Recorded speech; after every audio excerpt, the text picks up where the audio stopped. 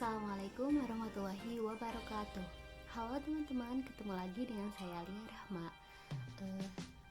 Video kali ini dibuat untuk memenuhi salah satu tugas filsafat dan sejarah matematika yang diampu oleh Bapak Dedi Nurjamil, Doktorandes Magister Pendidikan.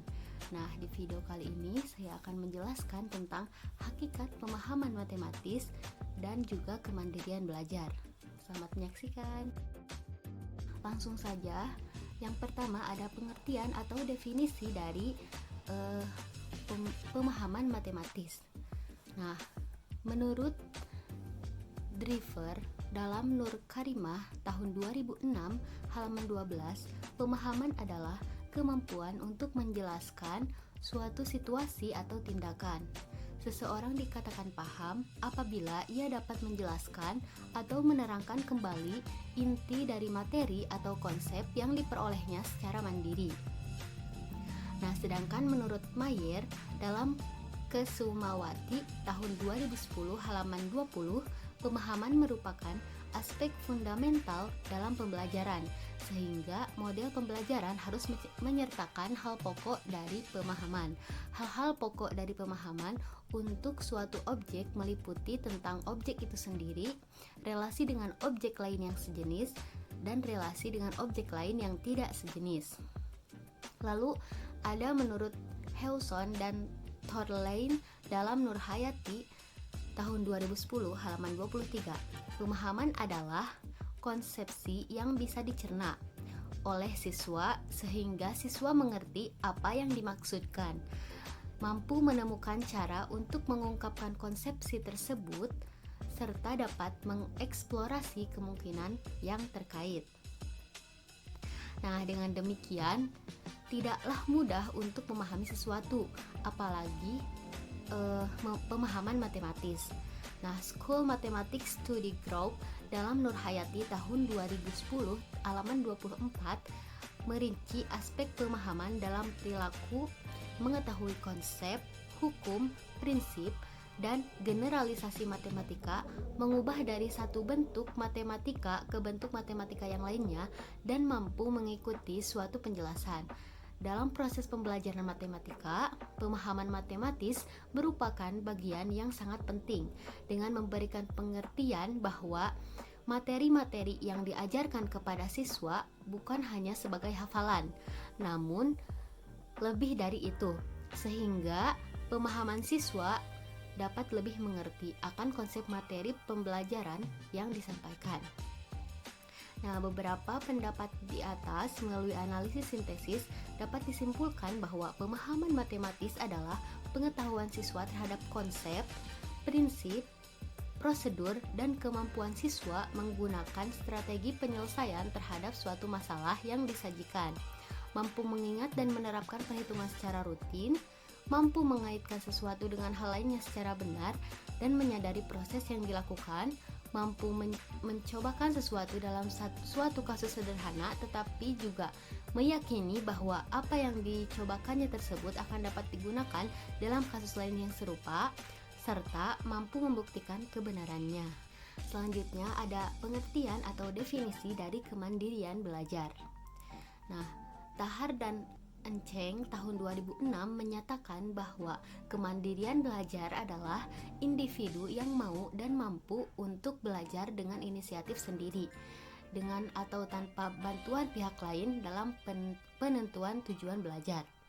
Lalu menurut Nur Hayati tahun 2011 mendefinisikan bahwa kemandirian belajar adalah sebagai kemampuan dalam belajar yang didasarkan pada rasa tanggung jawab, percaya diri, inisiatif, dan motivasi sendiri dengan atau tanpa bantuan orang lain yang relevan untuk menguasai kompetensi tertentu baik dalam aspek pengetahuan, keterampilan, maupun sikap yang dapat digunakan untuk memecahkan masalah belajarnya.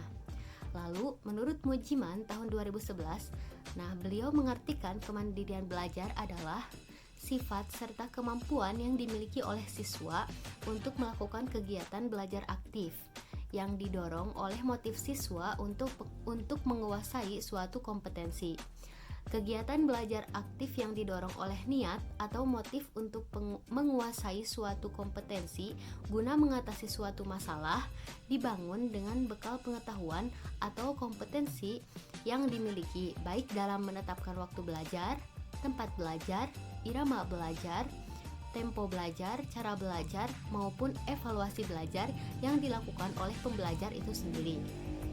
Nah, berdasarkan beberapa pendapat di atas dapat disimpulkan bahwa kemandirian belajar adalah kemauan atau kemampuan untuk belajar dengan inisiatif sendiri, dengan atau tanpa bantuan pihak lain dalam penentuan tujuan belajar, baik dalam aspek pengetahuan, keterampilan, maupun sikap yang dapat digunakan untuk memecahkan masalah belajarnya. Nah, di slide ini ada ciri-ciri pemahaman matematis. Seseorang yang telah memiliki kemampuan pemahaman matematis berarti orang tersebut telah mengetahui apa yang dipelajarinya. Langkah-langkah yang telah dilakukan dapat menggunakan konsep dalam konteks matematika dan di luar konteks matematika. Nah, Alfeld dalam Syarifatun Nisa tahun 2013 halaman 14 menyatakan bahwa seorang siswa dikatakan sudah memiliki kemampuan pemahaman matematis jika ia sudah dapat melakukan 4 hal berikut. Yang pertama adalah menjelaskan konsep-konsep dan fakta-fakta matematika dalam istilah konsep dan fakta matematika yang telah ia miliki. Lalu yang kedua, dapat dengan mudah membuat hubungan logis di antara konsep dan fakta yang berbeda tersebut. Dan yang ketiga, menggunakan hubungan yang ada ke dalam sesuatu hal yang baru, baik di dalam atau di luar matematika, berdasarkan apa yang ia ketahui. Selanjutnya yang terakhir yaitu dapat mengidentifikasi prinsip-prinsip yang ada dalam matematika sehingga membuat segala pekerjaannya berjalan dengan baik. Nah, adapun indikator dari kemampuan pemahaman matematis dalam Astuti tahun 2013 halaman 14 yaitu ada 4. Yang pertama, mampu menyatakan ulang konsep yang telah dipelajari. Yang kedua, mampu mengklasifikasikan objek-objek berdasarkan dipenuhi atau tidaknya persyaratan yang membentuk konsep tersebut. Yang ketiga, mampu mengaitkan berbagai konsep matematika. Dan yang keempat, mampu menerapkan konsep dalam berbagai macam bentuk representasi matematika. Selanjutnya ada aspek-aspek kemandirian belajar. Tahar dan Enceng tahun 2006 mempunyai pendapat bahwa kemandirian belajar terdiri dari 3 aspek, yaitu pengelolaan belajar, tanggung jawab, dan pemanfaatan berbagai sumber belajar. Nah, aspek pertama yaitu pengelolaan belajar. Nah, aspek pengelolaan belajar berarti siswa harus mampu mengatur strategi, waktu, dan tempat untuk melakukan aktivitas belajarnya, seperti membaca, meringkas, membuat catatan, dan mendengarkan materi dari audio. Nah, yang kedua adalah tanggung jawab. Nah, aspek ini berarti siswa mampu menilai aktivitas, mengatasi kesulitan, dan mengukur kemampuan yang diperoleh dari belajar. Dalam belajar mandiri, siswa dituntut untuk memiliki kesiapan, keuletan, dan daya tahan, sehingga diperlukan motivasi belajar yang tinggi. Lalu yang ketiga ada aspek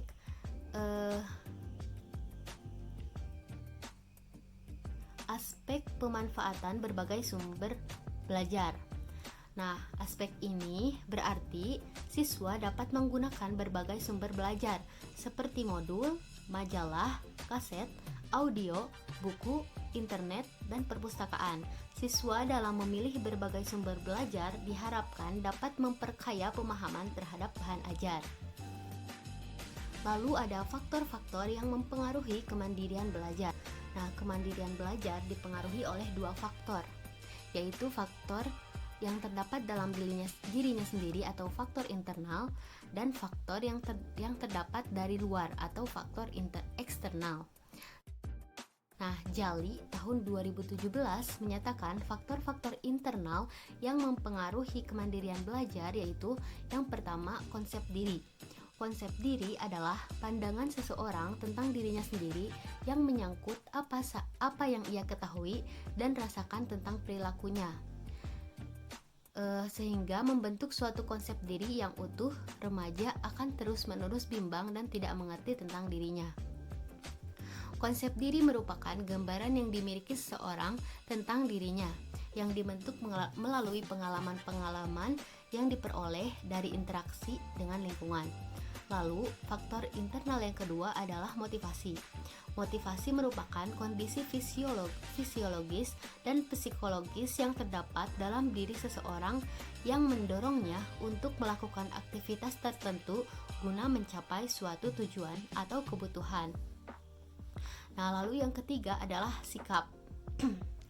Sikap dapat didefinisikan dengan berbagai cara dan setiap definisi itu berbeda satu sama lainnya. Sikap belajar yang positif akan menimbulkan intensitas kegiatan yang lebih tinggi dibanding dengan sikap belajar yang negatif. Lalu yang keempat adalah minat. Minat adalah rasa lebih suka dan rasa ketertarikan pada suatu hal atau aktivitas tanpa ada yang menyuruh. Minat pada dasarnya adalah penerimaan akan suatu hubungan antara diri sendiri dengan sesuatu dari luar. Nah, lalu yang kelima ada kebiasaan belajar. Kebiasaan belajar cenderung menguasai perilaku siswa pada setiap kali mereka melakukan kegiatan belajar. Lalu, faktor eksternal yang mempengaruhi kemandirian belajar menurut Jali tahun 2017 dikelompokkan menjadi 4 faktor, yaitu faktor keluarga, faktor sekolah, faktor masyarakat, dan lingkungan sekitar. Nah, yang pertama ada faktor keluarga. Keluarga merupakan kumpulan beberapa orang yang karena terikat oleh suatu ikatan perkawinan lalu mengerti dan merasa berdiri sebagai suatu gabungan yang khas dan bersama-sama memperteguh gabungan itu untuk kebahagiaan, kesejahteraan, dan ketentraman semua anggota yang ada dalam keluarga tersebut. Ajiz tahun 2015. Nah, siswa yang belajar akan menerima pengaruh dari keluarga berupa cara orang tua mendidik, lalu relasi antar anggota keluarga, lalu yang selanjutnya yaitu suasana rumah, dan yang keempat keadaan ekonomi keluarga, dan yang terakhir adalah latar belakang kebudayaan. Nah, faktor eksternal yang kedua adalah faktor sekolah. Sekolah merupakan tempat memberikan bekal ilmu kepada para siswa, berfungsi sebagai pembentuk kepribadian. Sekolah menjadi sumber pendidikan tentang kemandirian siswa. Sekolah dijadikan sarana kegiatan dalam suatu proses belajar, serta dukungan keluarga berperan sangat penting dan tanggung jawab utama orang tua untuk mendorong anak serta menyekolahkan ke lembaga pendidikan dengan harapan nantinya lebih mampu untuk mengembangkan minat guna meningkatkan kemandirian belajar. Lalu yang ketiga ada faktor masyarakat. Masyarakat merupakan faktor eksternal yang berpengaruh karena siswa ada dalam masyarakat, bergaul dengan sebaya ataupun dengan orang yang lebih dewasa. Kegiatan-kegiatan yang harus diikuti sebagai bentuk kehidupan bermasyarakat. Nah, ada juga ciri-ciri kemandirian belajar. Menurut Hiemstra tahun 1991, siswa atau peserta didik yang memiliki kemandirian belajar memiliki ciri-ciri, yaitu yang pertama, siswa tersebut mempunyai tanggung jawab dalam pengambilan keputusan yang berhubungan dengan usaha pembelajaran. Yang kedua, belajar mandiri merupakan karakteristik yang dapat digunakan setiap individu dalam setiap situasi. Yang ketiga, belajar mandiri bukan mengisolasi diri individu dengan orang lain. Yang keempat, individu yang mempunyai kemandirian belajar mampu untuk transfer learning, baik pengetahuan maupun keahlian atau skill dari satu situasi ke situasi yang lain.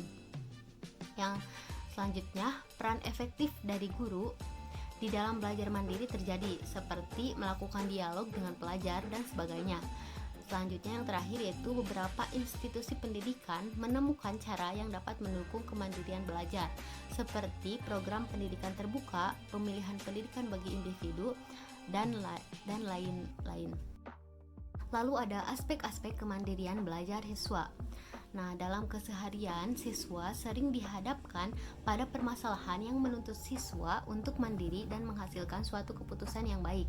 Nah, Hafizhurst dalam Mu'tadin tahun 2002 menyebut bahwa kemandirian terdiri dari beberapa aspek, yaitu aspek intelektual. Aspek ini mencakup pada kemampuan berpikir, menalar, memahami, dan lain sebagainya. Lalu yang kedua ada aspek sosial. Nah, aspek ini berkenaan dengan kemampuan untuk berani secara aktif membina relasi sosial. Lalu yang ketiga ada aspek emosi. Mencakup kemampuan individu untuk mengelola serta mengendalikan emosi dan reaksinya dengan tidak bergantung secara emosi pada orang tua. Lalu yang terakhir ada aspek ekonomi, mencakup kemandirian dalam hal mengatur ekonomi dan sebagainya. Dan yang terakhir ada keterampilan belajar secara mandiri. Menurut Suparno tahun 2001 halaman 106 sampai 126 ada beberapa keterampilan belajar yang harus dimiliki oleh siswa agar dapat meningkatkan kemandirian dalam belajarnya. Yang pertama yaitu mengenali diri sendiri. Memahami diri sendiri menjadi sangat penting karena banyak orang yang keliru menafsirkan kemampuan dirinya, baik karena menilai terlalu optimis maupun sebaiknya karena terlalu pesimis.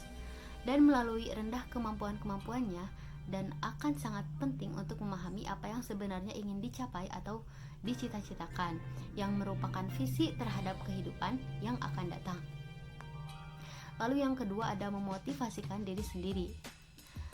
Motivasi ada yang bersifat intrinsik, yaitu yang memang tumbuh di dalam orang tua itu sejak awal, tetapi ada juga yang bersifat ekstrinsik, yaitu yang berasal dari luar dirinya. Nah, lalu yang ketiga adalah mempelajari cara-cara belajar efektif. Beberapa tips yang dapat dicatat untuk mempelajari cara-cara belajar secara efektif, yaitu yang pertama dengan membuat rangkuman, yang kedua membuat pemetaan konsep-konsep penting, yang ketiga mencatat hal-hal yang esensial dan membuat komentar, lalu yang keempat membaca secara efektif, yaitu dengan skimming atau membaca selintas dan cepat untuk melihat gambaran sangat umum. Yang kedua scanning, yaitu cara membaca dengan melihat judul bab, kemudian judul-judul subbab. Lalu yang ketiga membaca simpulan, yang keempat membaca untuk pendalaman, dan yang kelima memanfaatkan indeks. Selanjutnya cara untuk mempelajari cara-cara belajar yang efektif, yang kelima yaitu membuat situasi yang kondusif. Yang keenam mengenali lingkungan dengan cara mengarahkan diri sendiri dalam belajar dan juga menggunakan catatan harian. Mungkin sekian yang dapat saya sampaikan. Terima kasih atas perhatiannya. Mohon maaf apabila terdapat banyak kesalahan. Billahi taufiq wal hidayah. Wassalamualaikum warahmatullahi wabarakatuh.